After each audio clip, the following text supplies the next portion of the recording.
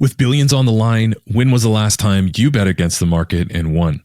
My next guest is ready to do just that. He's the former Deputy Chief Investment Officer at Bridgewater and the current CEO at Unlimited. It's an investment firm that takes the best trading strategies and packages them into ETFs for the everyday investor. So the question is, how are you building your investment systems so that you can enjoy your pursuit of making billions? Let's get into it.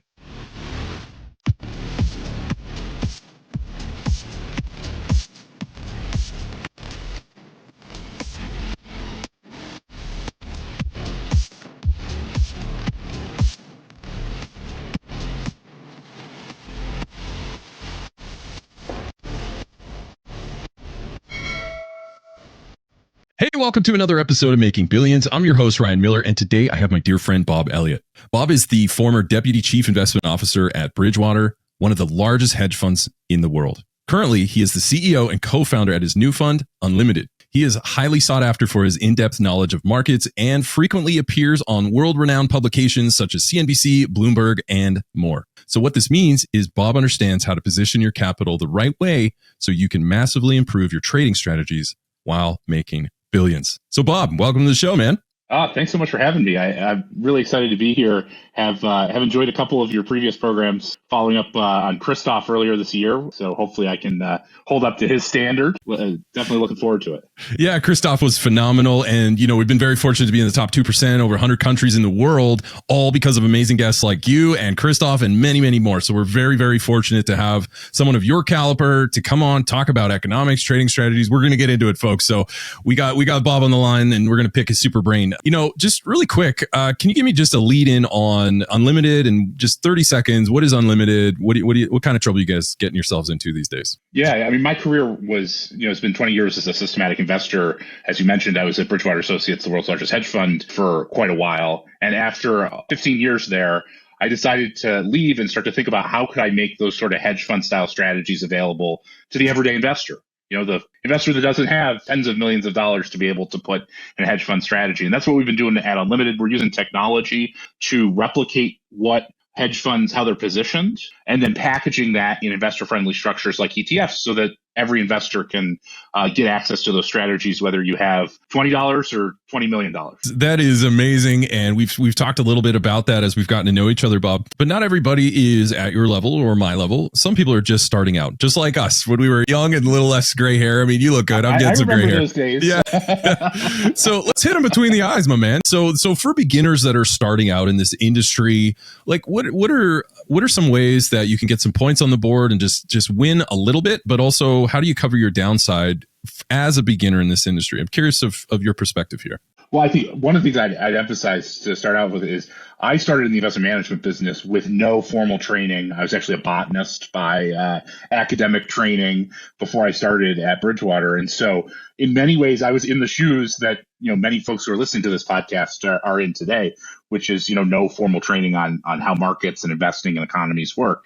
And so I think one of the key things that I learned in terms of coming up the curve is really thinking hard, using the markets as a lens to understand how the global macroeconomy and, the market linkages work. So every day, just think about it. The global macroeconomy is like a huge, complex system, all sorts of things going on, demand, supply, inflation, growth, all these different concepts that are around. But what you can start to do as the everyday investor is you can start to look at what's happening with macroeconomic information that's coming out and what's happening in markets, because markets really are that lens into what's going on. Stock market, bond market, gold, commodities, all those different markets, currencies, they all sort of give you a lens into what's happening in the global macroeconomic system. And so by studying markets on a daily basis and trying to rationalize and understand what's driving what you're seeing, you can really start to build those intuitions from scratch about how things work. Brilliant. And what are some of those areas? So learning markets, finding the linkages. I remember in my early days, just literally I would leave CNBC in the background and hopefully something would make sense eventually. And it did, actually. I remember the first aha moment. You use the word linkages. Some people say correlations in the market, saying when X happens, do Y trade kind of thing. And so the first thing was, what happens to the economy when there's a huge surge in oil prices? I never forgot this. I was like, wait, oil is kind of an important thing. Like to us, it's very obvious, but when you're literally starting out, as you start to learn the linkages and correlations on economics, you really start to understand, especially in trading, you really understand to say, okay, if I think interest rates are going to go up, well, I understand linkages. If I think oil is going to go up, I understand linkages, or down. And you understand that when X happens, Y happens. What are some of those areas, maybe a website or anything that you can recommend that you can give people who are starting out just to really get oriented to understanding these correlations? Yeah, I mean, I think most important, there's so many free resources that you can go out there. You don't need to buy a Bloomberg for $36,000 a year to get access to the sort of markets information that you need in order to start to build that intuition. I'd say one of the easiest and most direct ways you can do this is first, I think tradingeconomics.com is a free resource that gives you a really good lens into what macroeconomic stats are coming out. And in particular, it tells you what is the consensus expectation relative to what transpired to help you build that intuition about, how are the stats surprising relative to the market's expectations.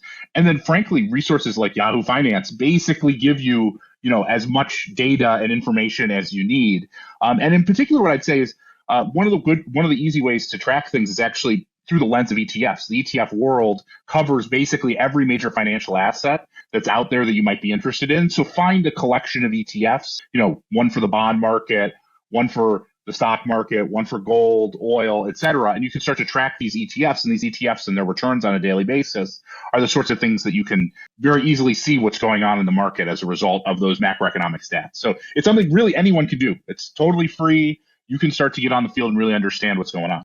All right. Spoken from a true master himself, saying, look, if you're just starting out, here's a place to begin, right? If anybody tells you that, especially with Bob's background, you probably want to listen. I know I certainly am, and I love it. And I've checked out Trading Economics even while you're speaking. So yes, I'm paying attention, doing two things at once, But, that being said, all seriousness, how do beginners not lose? How do they cover their downside? What are some simple things that you've seen that you can recommend to people just starting out? And then we can move on to the markets after that. Well, I think one of the key things, part of the building of the intuition as a beginner is observing the markets and trying to understand those linkages. Another key thing to develop that understanding, frankly, is putting a little bit of money on the line, money that you're comfortable with possibly losing in order to start to develop those intuitions. Because there's nothing better than putting money on the line, thinking, for instance, maybe you think bonds are going to sell off because oil prices just went up. Right. And you put that bet on in the markets, and you might be right or you might be wrong.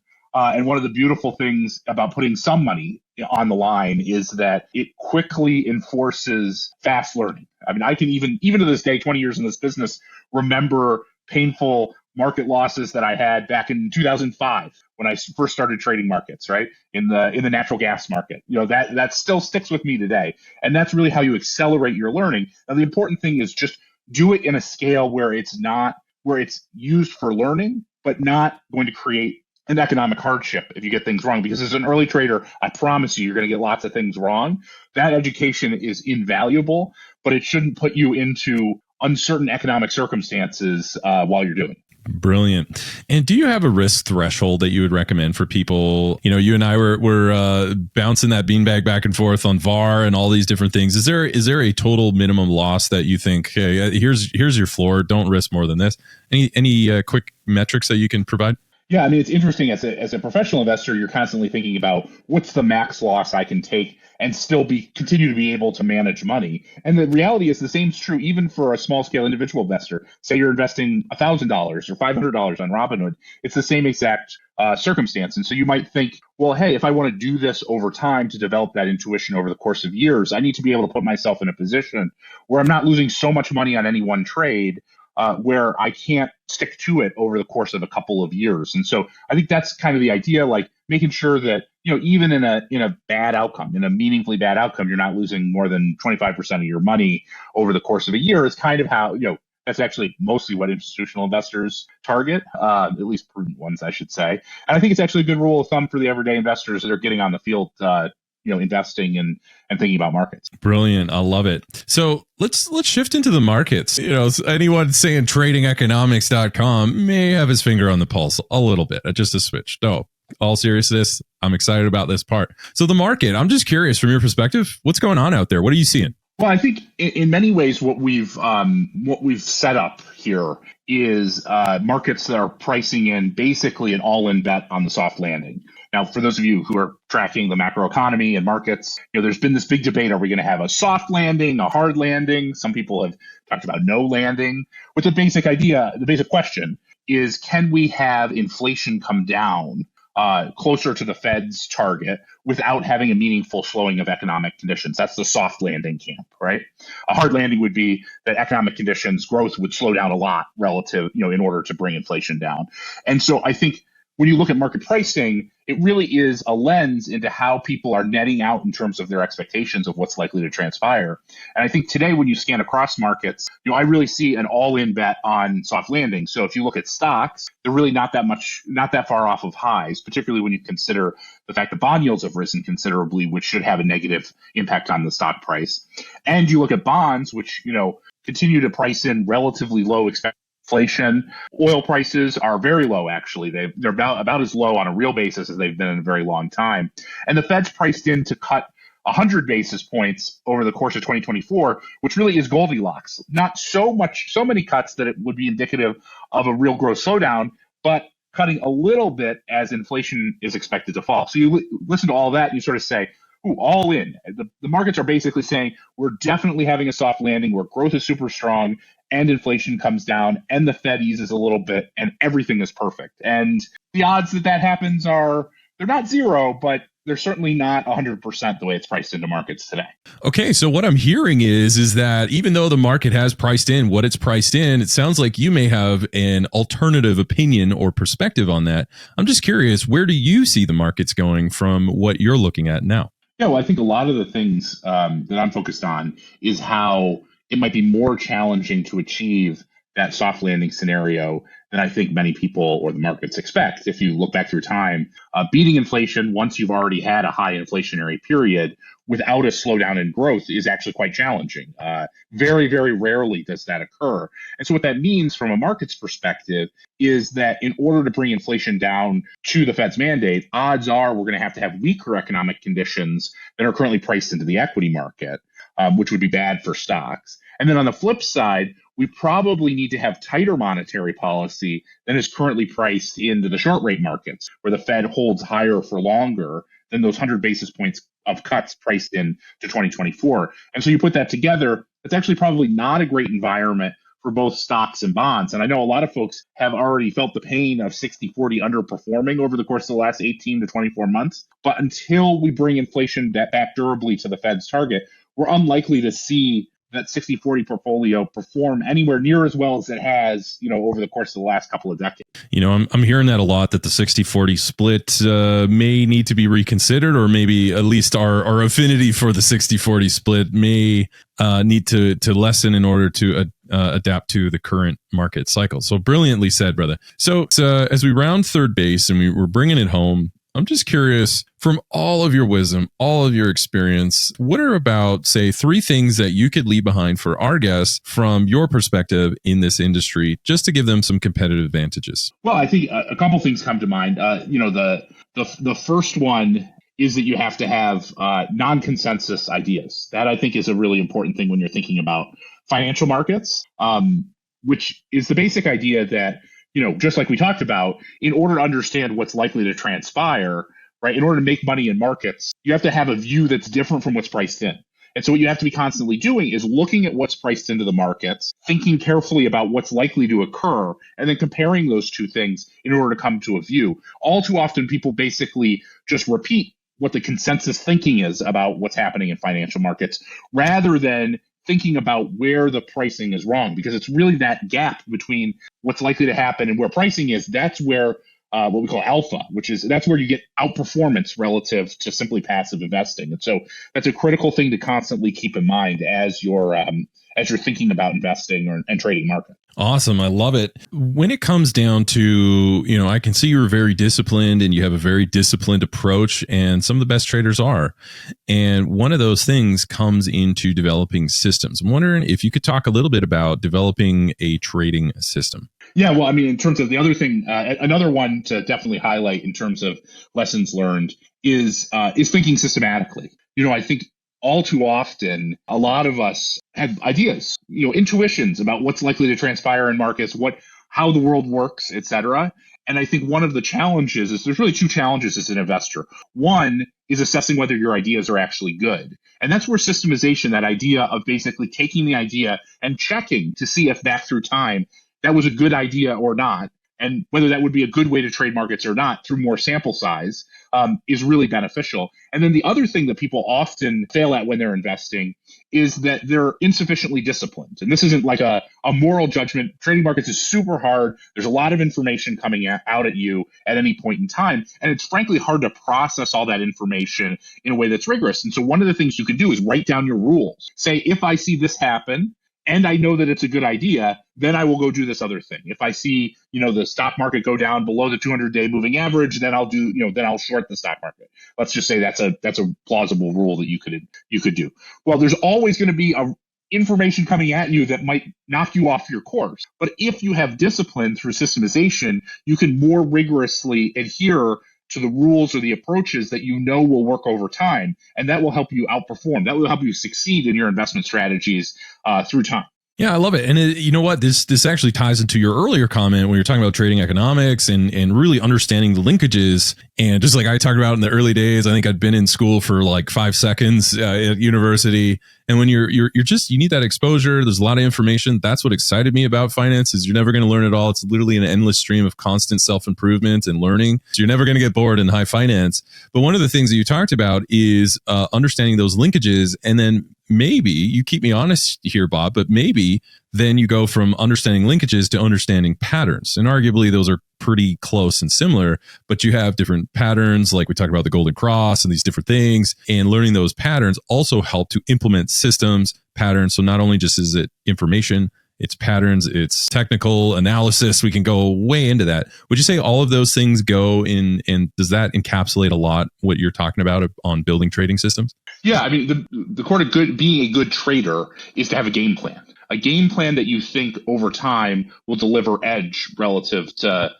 passive investing. And so the way that you can get the best out of your game plan, the best out of your edge, is by being systematic and disciplined about your edge and trying your best as much as you possibly can to not have the emotions of the day or the information of the day necessarily knock you off of what your game plan is. Because when you have that, you're likely to succeed over time. And I know it's hard. This is not to say, every person, it's just so easy, right? You just create a system and you do it. I mean, I've been doing this for 20 years and I still feel that tension, that emotional tension of whether or not the incremental information I'm seeing should change my mind, should take me off of my game plan. But I promise you, over time, it will lead to better outcomes the more disciplined you are. Man, brilliant. So build trading systems, that's number one. And those go into understanding correlations, understanding patterns, technical analysis. A lot of these things, it's just saying you need to be disciplined, and that discipline needs to apply to a system. That's not just trading, folks. That's all investing. I know whatever asset class you're in, you really need to be disciplined in your approach, challenge yourself, have people that'll disagree with you. But before I get too ahead of myself, how important is it on, say, diversity as far as being a good investor, particularly in your world? Yeah, well, I think it connects to another critical point, which is part of the connection to discipline is also recognizing that you're going to be wrong a lot. Like even the very best, I'm saying that the people who are the absolute very best in this business are only right 55-45 on any one trade in any 1 month. So what that means is 45% of the time you're going to be wrong, right? And so one of the ways to deal with that, and that's the practical reality, like you can't get better than that. So it's not worth trying to be like, well, I think I'm smarter than the, most sophisticated asset managers in the world, right? Except that's a good winning percentage. And so one of the things that you want to do given that is you want to improve your overall portfolio through diversification. And all diversification is, it's a really simple idea. It can sound very complex, but it's basically saying, look, if you have an edge, if you have a 55-45 edge, well, then what you want to do is you want to put as many bets on the table as you can, because every time you take that bet, what happens is you probably will win.